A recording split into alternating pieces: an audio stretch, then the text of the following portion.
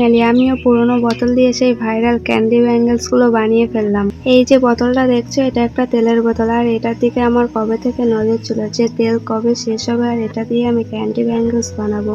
Finally ওই দিনটা চলে এসেছে, বাট এটা সিল খুলতে গিয়ে তো আমার নাজেহাল অবস্থা হয়ে গেছিল। জানি না সব কি আটা দিয়ে লাগিয়েছে, এটা যে ওঠার নামই নিচ্ছিল না। তারপরে অনেক কষ্ট করে আমি এই সিলটা তুলেছিলাম গাইস। তারপরে এই যে আটার মতো দেখছো, এটা তোলার জন্য আমি ফার্স্টে একটু পেট্রোলিয়াম জেলি নিয়ে ভালো করে লাগিয়ে পরে একটা শুকনো কাপড় নিয়ে ভালো করে টলে টলে এটা তুলে দিয়েছিলাম। তোমরা এখানে এই আটাটা ভেসলিন দিয়েও তুলে দিতে পারো, কারণ সাপ দিয়ে তুললে কিন্তু এটা উঠবেই না। এটা কিন্তু কোনো তেল জাতীয় ভেসলিন এরম টাইপের কিছু দিয়ে তুলতে হবে। তারপরে এটাকে গোল গোল করে কেটে নিতে হবে। এটাই দেখতে পাচ্ছ কত সুন্দর আগে থেকে চুড়ির মতো শেপ দেওয়া আছে অলরেডি। এই জন্যই তো এটার জন্য আমি এতদিন ধরে অপেক্ষা করেছিলাম। যাই হোক, এবার এটাতে কালার করে নিতে হবে। এখানে তোমরা তোমাদের পছন্দ মতো কালার ইউজ করতে পারো, একটা দুটো তিনটা, মানে সেটাই তোমাদের ইচ্ছা। এখানে আমি প্রথমে ইউজ করছি লাল কালার, তারপর একটু হলুদ করে নিচ্ছি, তারপরে নীল, আর লাস্টে একটু খয়েরি রং করে নিচ্ছি। এই ক্যান্ডি ব্যাঙ্গেলস এর ফাইনাল লুক দেখার জন্য আমি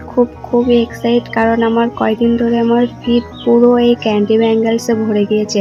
আর অনেকদিন ধরে বানাবো বানাবো করে সেই মতো টাইম পাইনি, আর কারণটা তো তোমরা কিছু জানো আর কি। তো আজ বানাচ্ছি, দেখি কেমন হয়, লাস্ট পর্যন্ত এটা পরা যায় কি, আমার পুরো মেহনতটাই ওয়েস্ট যায়, দেখা যাক কি হয়।